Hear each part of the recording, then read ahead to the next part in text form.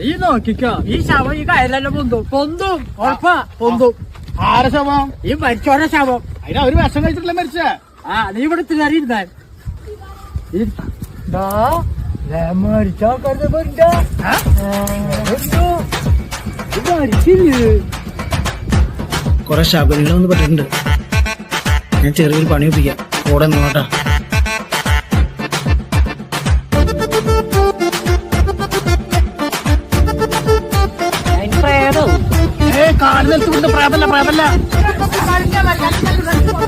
എന്നാ ജീരാമുണ്ടായ കഴിച്ചു.